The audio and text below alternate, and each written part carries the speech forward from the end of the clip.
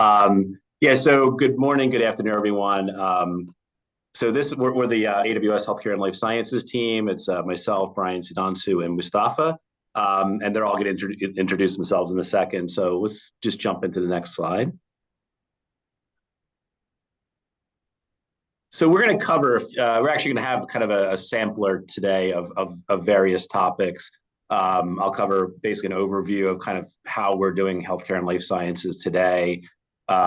Brian's going to cover Bedrock, and we'll go from Sudhanshu, and Mustafa will finish up. So go next slide. So I'll do a quick intro. So I'm John O'Donnell, Principal Solutions Architect here. I've been at AWS for actually 6.5 years. My background is healthcare and life sciences. As Ron mentioned, I worked in a lot of the big pharmas. I was the enterprise architect at GlaxoSmithKline. We were the first literally the first big pharma to go to the cloud in 2008. I actually went to Microsoft, to the precursor of Office 365. So great history with that technology and that company. You know, I've been working with a clinical research organization, and now I cover exclusively healthcare and life sciences. So it's great to kind of leverage my experience and jump back in. So let's go to the next slide. So, like I said, is this year, 2024, if you're not familiar with how AWS has been organized, previous years, very, very large customers, again, like AstraZeneca, for example, would have a dedicated team that's focused in life sciences. Most of our other customers were kind of covered. You know, I had a life sciences company, a specialty insurance company, really not much to do with each other. So this year, we're reorganizing into 100% focus on key critical industry verticals into segments. So this group today is going to focus on providers, pharma, and med devices, but we cover all the different areas for that. And what's really great about this way we're organized is that we're all kind of maniacally focused on healthcare and life sciences. So everyone you're going to hear after me is a deep expert in these technologies. And again, we're all super excited as an organization, and myself personally, that we're going to be we're going to have the level of expertise to help you as customers kind of leverage our technology. So go to the next slide, please. So real quick. So AWS, if you're familiar with AWS, our primary kind of pitch is to builders, right? So you can leverage our native AWS services and build that. And that's where like the health techs, like the big companies, the ISVs, right, come in, and they will leverage our services, our native services. Lambda, for example, S3, kind of our big technology, our big service tools, and build you know, scalable, resilient solutions, you know, for their customers. Where we have, and then on the other continuum, we have payers and providers, which tend to buy technology solutions that are built in AWS. So in between that continuum of native AWS and then partner solutions, we do have, so native AWS services, you're kind of building, assembling on your own. Health specific AWS services, we have tools like Health Lake and Health Scribe, which you'll hear more about later, which are focused on a particular healthcare life sciences service. And then we have our professional services, our global system integrators who build out solutions that are dedicated to that.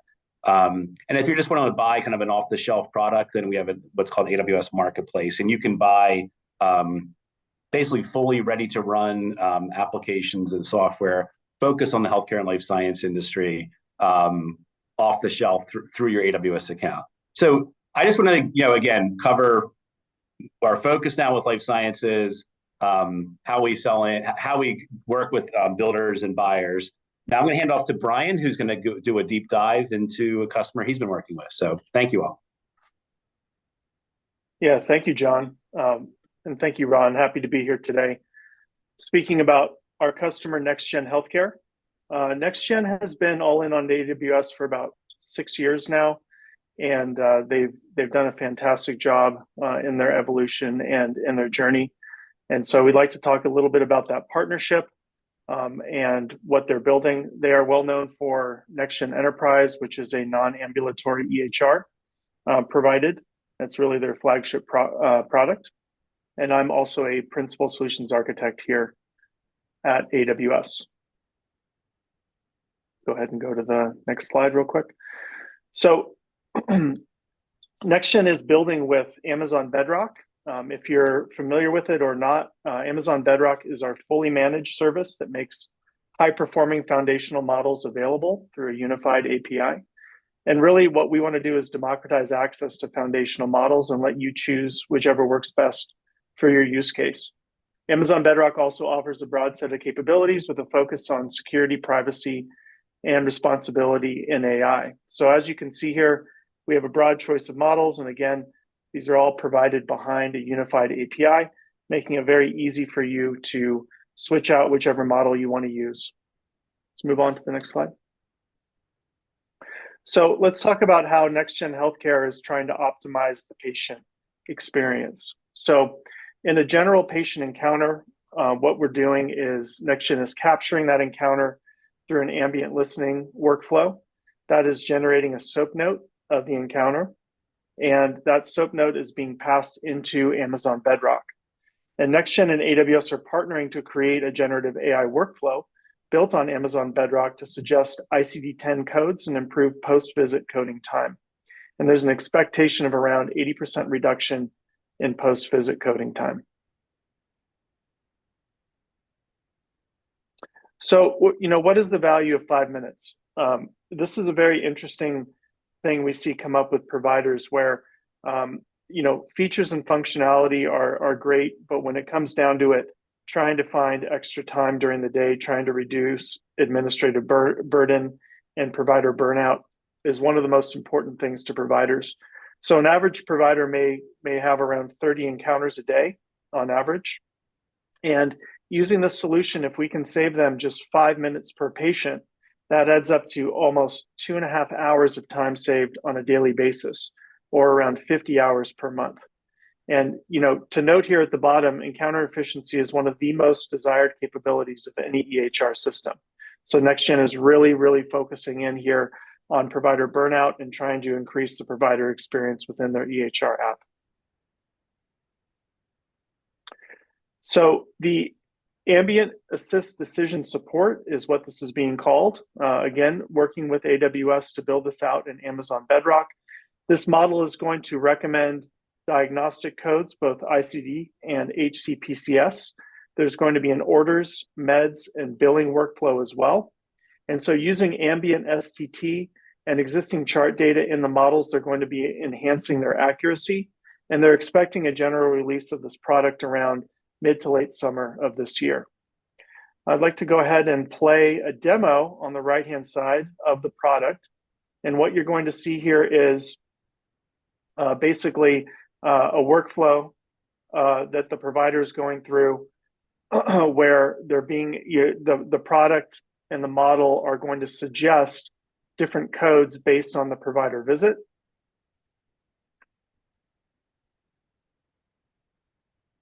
So you can see the ambient transcript here, SOAP note generation. Everyone should be familiar with this. And you can see here where the model is predicting and suggesting different codes, and the provider has the ability to go in, choose a code, adjust the code, pick from really a kind of a list of different codes that are applicable, or in the case of not finding the exact code that was intended, or maybe they forgot to include it during their ambient transcription and they just know in their head there is a search workflow to go in and help them pull the code. The net goal of this is that the provider now doesn't have to wait until the end of the day to take 30 different visits and have to go back through a bunch of dictations and go do a bunch of ICD-10 code searching and try to pull the codes. We're really taking that burden off of the provider and making this a really quick and easy workflow. And so far, the feedback has been really fantastic. So that's it for my segment. I'm going ahead and pass the baton on to Sudhanshu. Hey, good morning, good afternoon, everyone. Can you hear me okay? I'll take that as a yes. So my name is Sudhanshu Malhotra. I'm a principal solutions architect based out of Boston. I've been with AWS for almost 9 years now, and I help customers in biopharma space with their cloud journey. And today I'll be talking about Vertex Pharmaceuticals and on how they accelerated their image segmentation process for small molecule drug discovery using AWS serverless technologies. Next slide, please. So before I begin, a little bit about Vertex Pharmaceuticals. So Vertex Pharmaceutical is a global biotechnology company headquartered out of Boston, Massachusetts, that invest in scientific, innovative, transformative medicines for people with serious disease. They have approved medications that treat underlying causes of multiple diseases such as cystic fibrosis, beta thalassemia, and sickle cell disease. Next slide.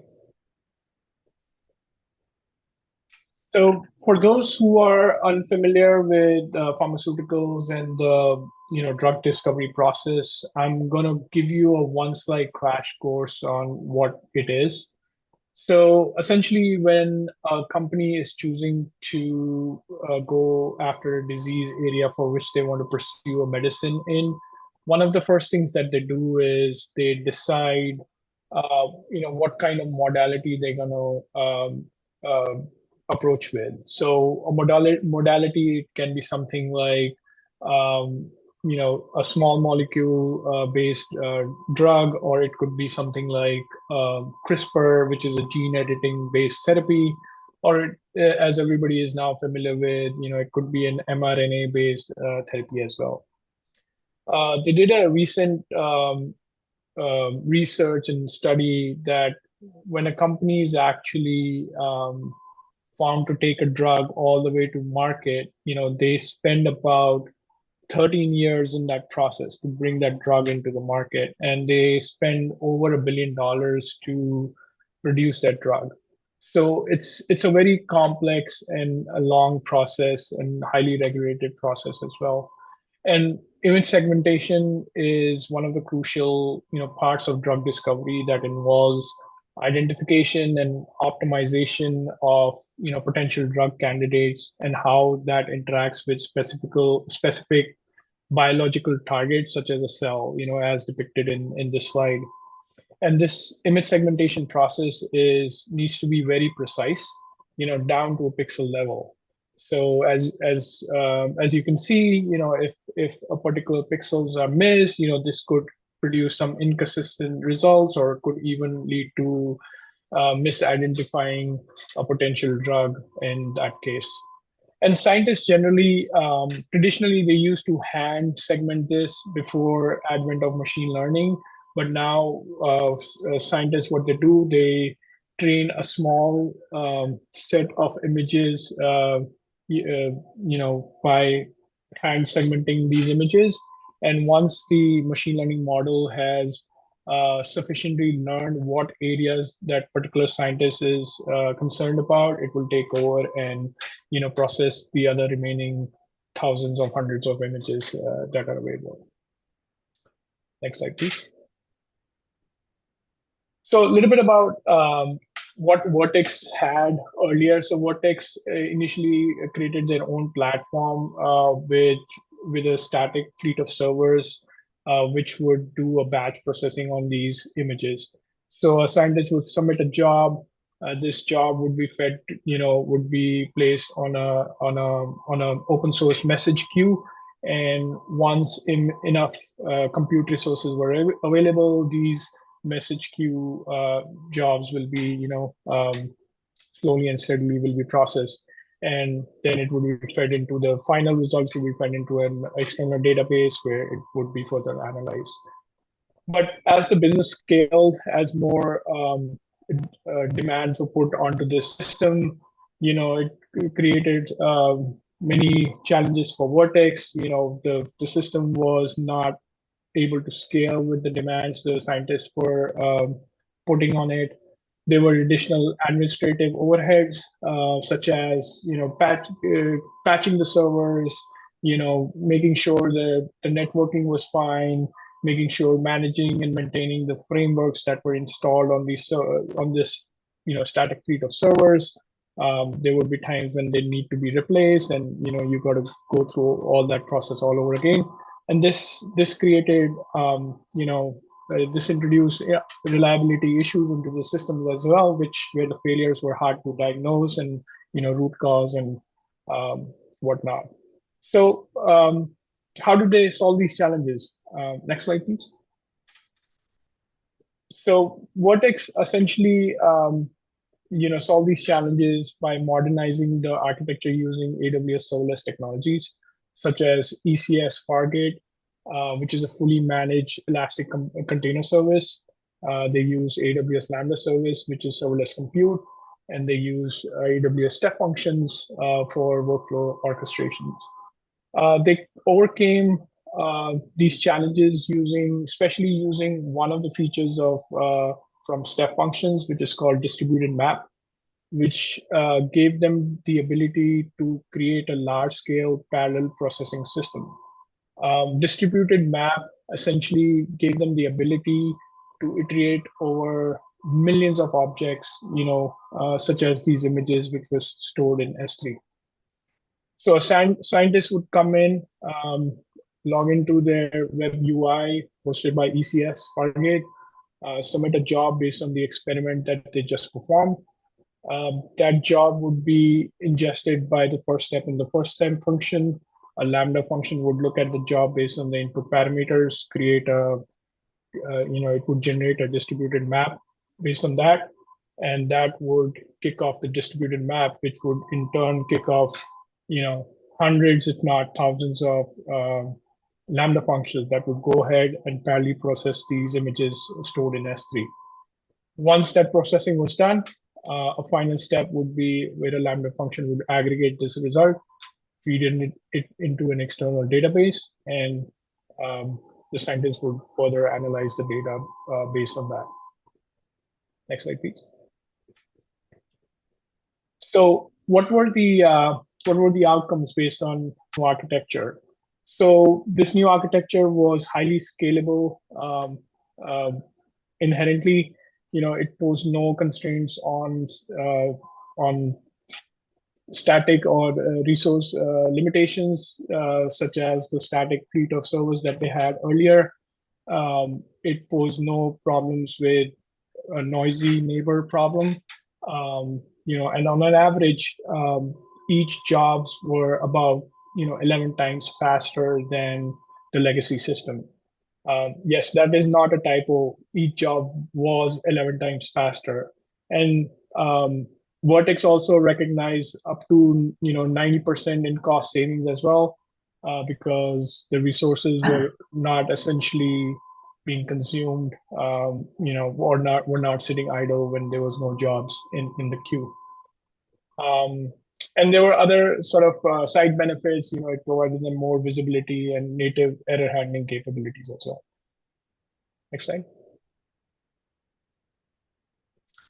I'm sharing few resources. If you're interested to know more about this workload and if you have similar workloads and how AWS can help, please feel free to access these resources and reach out to me or to my colleagues over here, and we will be more than happy to help you out over here. And I would pass it back to Mustafa. Awesome, great. Thank you, Sudhanshu. Let me go ahead and share my video as well. All right, okay. So I realized that I only have about 9 or 8 minutes to get through a lot of content very quickly. So I'll go very quicker than I usually would. My name is Mustafa Rahimi. I'm a principal solution architect, been with AWS for 7.5 years, and I work exclusively with our healthcare and life science customers. What I'm going to talk about today is the impact that generative AI is having on medical devices. And I will highlight a couple of different use cases, go through a couple of demos in the next few minutes that we have. But before doing that, what I wanted to just kind of do is take a step back and talk about our AI ML stack in terms of how customers are not only leveraging generative AI, but the entire stack to drive innovation based on the different use cases that they have. You can see from this picture here, we have multiple layers. We have a framework and infrastructure layer where you can quickly launch powerful GPU instances with TensorFlow and PyTorch already pre-integrated.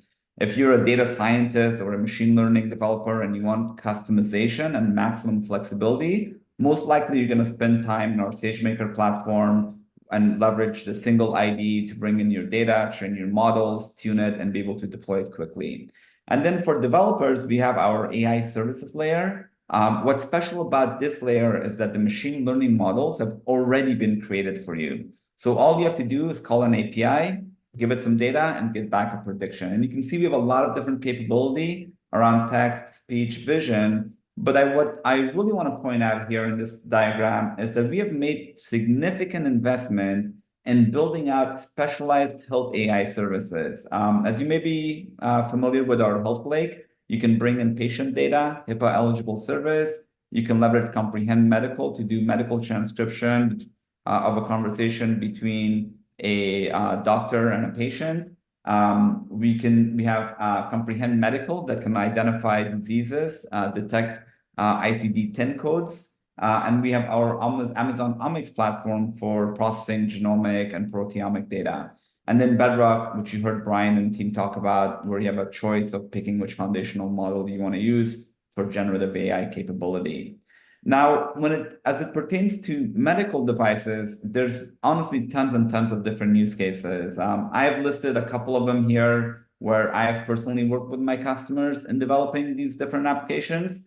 I can say that in 2023, when generative AI burst onto the scene, what our customers wanted to do is really quickly prototype and get quick wins for their investment. And so a lot of customers started building out Q&A bots where they could troubleshoot medical devices. I work with call center agents where they can leverage generative AI to look at previous service tickets and diagnose issues quickly. We help our customers with marketing, product recommendations, clinical trials. And now in 2024, what I'm seeing more and more is our customers are getting into more advanced use cases of generative AI, from drug discovery to experiment guide. I'm working with laboratory customers where they're leveraging generative AI to say, hey, I'm going to be running an experiment. Tell me all the steps required to run this experiment, identify the consumables and reagents for this particular workflow, and then be able to compare my results in real time against benchmark data. I'm also even working with customers that are leveraging generative AI to come up with new products and figure out, hey, how successful are these products going to be in the marketplace once the product is actually launched? So there's a lot of innovation that's happening with generative AI. And what we have done is we've kind of looked across the board and said, okay, how do we make all of these different use cases super easy for our customers? And we've kind of realized two things. One is customers want to build generative AI applications using their own data. And two, they don't want to do a lot of technical grunt work. So with that, what we have done is we have introduced Amazon Q. Now, Q is not just a service, but it's a capability that can be tailored to your business, to your code, to your data, and to your operations. And in fact, you can actually personalize the interaction that you're having with Q based on your role and your permission. So what I want to do for the next maybe 2 minutes that I have is just really quickly show you what Q looks like in action, where you can leverage your own data and be able to very quickly build a chatbot application that can answer any question based on the data that you provided. So what I'm going to do here is I'm going to launch my browser. And you can see here on the Amazon console, I've gone into Amazon Q. I'm going to click on Get Started. And all I do is I'm going to give my application a name, select a retriever, which is essentially a connector that can connect to your repositories. And then you can even specify guardrails. So for example, you can say, hey, I don't want to discuss certain topics, or I want to avoid certain keywords. So, and then you can go ahead and launch your web experience and you're ready to go. Now, a very common use case with devices is troubleshooting devices. So what I did is I created this sample application called Device Troubleshooting. I actually took a couple of sample PDF documents, and I'll show you what that looks like in a second. You can see this is a sample PDF document that's a troubleshooting guide for a particular laboratory instrument or device. And what I've done here is I've taken PDF documents, operational guides, troubleshooting guide, and uploaded in S3. But if I wanted to add additional data sources, I would click on Add Data Source. And now we have 40 different connectors that customers can leverage where they can point the connector to their particular data source, whether it's a database, whether it's MySQL, Microsoft Teams. You can even have data on Salesforce, Slack, SharePoint, etc. You name it, there's probably a data source connector that we have already created that you can automatically go ahead and use to just point it to your data. And as soon as that data connector indexes your data, you can go ahead and create a web experience, and you can deploy it, integrate it with your own identity management system. And now we can go ahead and ask it questions. In this example here, I'm asking this chatbot, my liquid sampler handler is reporting a plunger error. How do I go ahead and fix it? So what happens behind the scenes, since I've already uploaded the data, pointed Q to it, Q goes ahead and says, okay, given this question, what chunk of data can answer this question? And then it pulls up the answer and says, hey, here's the answer in order to troubleshoot your instrument. If you look at sampler as reporting a plunger, remove the syringe, check the viscosity, and just kind of list all the troubleshooting steps that you need to take. And then it also tells you where that information came from, and it cites the particular source coming from that troubleshooting document that I just showed you. Now, what's interesting is that this question could be a lot more complex. The data may live across different repositories. It will actually aggregate all of that information and provide you a coherent answer. And if you notice, I did very little coding, if any, mainly just configuration to get Amazon Q up and running. So that was a quick example of how you can really leverage the power of AWS and all the different services that we have where you can quickly build applications. The second thing that customers typically struggle with is, okay, we have made it easy where you can point connectors and get answers back, but how do I orchestrate calls across multiple services and multiple applications? And we have introduced Amazon Bedrock, which allows you to ask a very high-level question, and then Bedrock goes through a question, thought, action, observation phase to say, hey, here's all your data about your devices, data about the patient. Can I answer complex questions by orchestrating call on behalf of the customer? You can see here's the sample question that I'm asking Bedrock, say, go get information from medical devices and patient's history to tell me if there's disease progression and create an optimal plan on how I can treat a particular patient. And Bedrock does the orchestration to call multiple APIs on my behalf until it has enough information to tell me if there is disease progression about this particular patient. And I know we're about a minute over time, but very quickly, if you have lots of different use cases, please get in touch with myself or my colleague. We have lots of different programs, including one called GenAI Labs, where it's a complementary program, it's nomination-based, and we work with you to scope your work, design it, and provide over-the-shoulder help to actually help you build a minimal MVP, minimal lovable product. So I know I went relatively quickly, but I'll pause here and take a couple of questions for myself or my colleagues.